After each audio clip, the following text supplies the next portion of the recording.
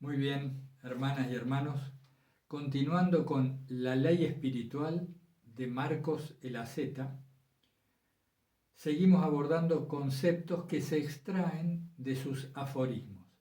Aforismos que hay que releer más de una vez, tratando de profundizar en su sentido, en la sabiduría espiritual que esconde la letra. Una de las enseñanzas de Marcos es que cuando por mi boca habla la verdad, me acerco a la humildad. Invirtiendo los términos, si hay humildad en mí, por mi boca hablará la verdad. Cada vez que mentimos, cada vez que adaptamos las cosas según nuestra conveniencia o que omitimos algo de la verdad, se eleva en nosotros la soberbia.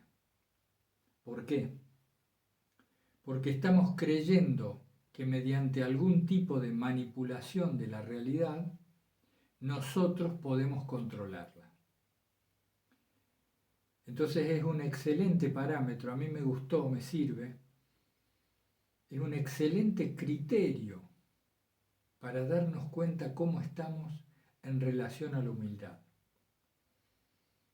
Si por nosotros habla la verdad, lisa y llana, la verdad de lo que ha sucedido, la verdad de lo que se nos pregunta, es decir, la respuesta que damos cuando contamos algo. No estoy hablando de si por nuestra boca habla la verdad en mayúsculas, que sería de aquellos que hablan con la efusión del Espíritu Santo o los que están iluminados por un discernimiento espiritual profundo, sino la verdad lisa y llana que a nosotros nos parece ver en los hechos y en los acontecimientos de la vida. Mientras más apego, y en este caso sí es bueno el apego, mientras más apego tenemos a la verdad, más cerca nos encontramos de la verdadera humildad, porque dejamos que Dios actúe, simplemente expresamos lo que ha sucedido, expresamos la verdad de lo que vemos. En otro de los párrafos, en el 54, Marcos dice, no hagas nada si tu intención no es de Dios. Y dice que aquel que viaja sin una meta solo encontrará fatiga en su camino. No hagas nada si tu intención no es de Dios. Y esto yo lo complemento, por eso lo dejé para esta parte con el párrafo 5, que dice, Dios es el origen de todo bien. Dios es el origen de todo bien. Y no hagas nada si tu intención no es de Dios. Deduzco que cuando nosotros hacemos el bien, es Dios quien lo hace en nosotros, porque Él es el origen de todo bien.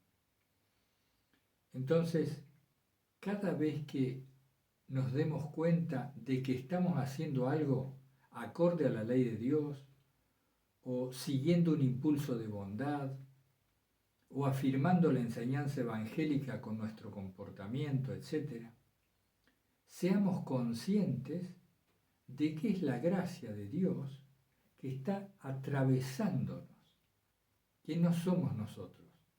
Es el origen de todo bien.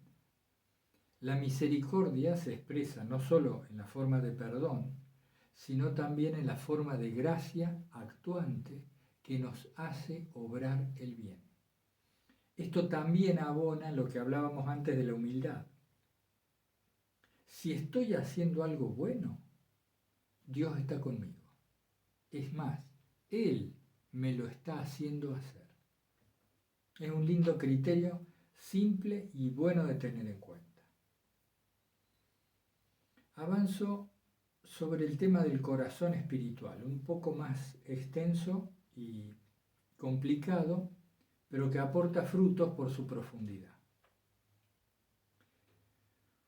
Hemos escuchado muchísimo, tanto en la Biblia como en los sermones o en los autores espirituales, la importancia de las pruebas, lo que se ha llamado Dios nos prueba. Marcos también menciona las pruebas, pero no tenemos que dejarnos llevar por un antropomorfismo sobre Dios. Dios hizo al hombre a imagen y semejanza de Él, pero nosotros lo hacemos a Dios a imagen y semejanza nuestra.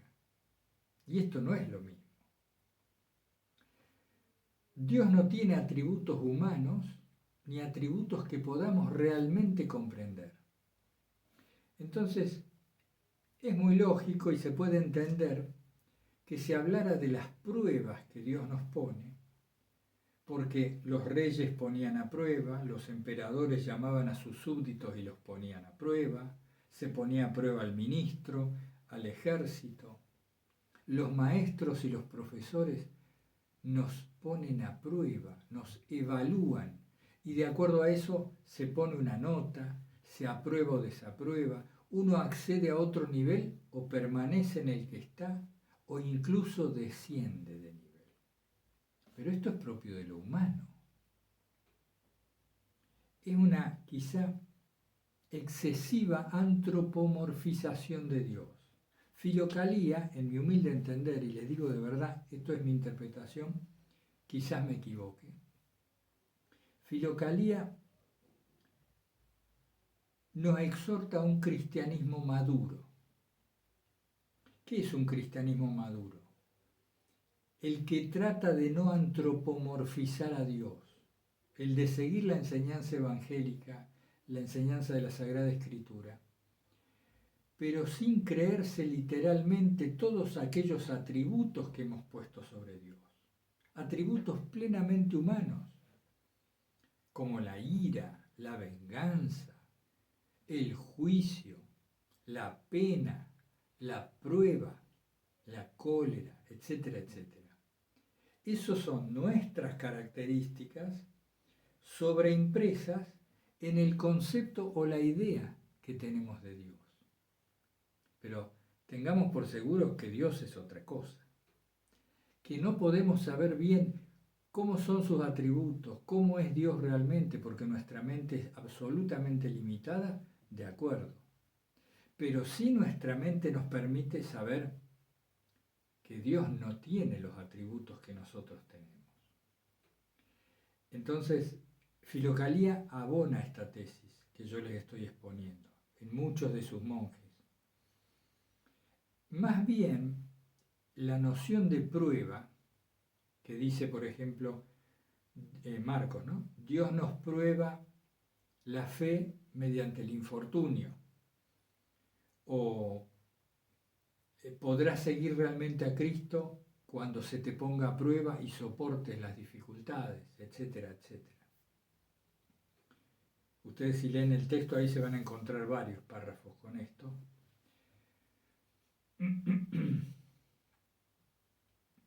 La prueba en Filocalía tiene otro sentido.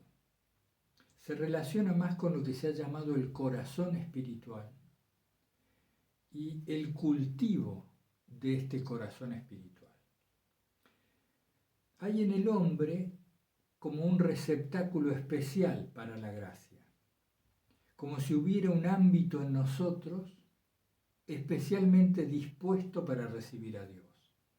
A eso se le ha llamado el corazón espiritual y algunos otros monjes de Filocalía lo emparentan más con el nous, con la parte contemplativa del alma. Como sea, la convergencia de ideas en esto nos deja en este ámbito especial. Esa parte del templo, ese altar en un costado, allá al fondo, difusamente iluminado, donde está el Santísimo, por ejemplo. ¿Vieron estos templos donde el Santísimo está un costadito allá escondido, ¿no? Cuando no hay Eucaristía? O esa parte de los templos grandes donde está, por ejemplo, la Virgen. Hay que subir muchas escaleras, dar varias vueltas y de pronto aparece la Virgen en su ámbito. Y esto está cargado de una especial atmósfera, ¿no? Creo que todos conocemos eso. Bueno, imagínense que en el ser humano también hay una morada, un lugar especialmente reservado para recibir la gracia y desde allí distribuirla a todos los miembros del cuerpo y a todas las facetas de la mente. A eso en Filocalía se le llama de distintos modos. Yo hoy se los presento como el corazón espiritual.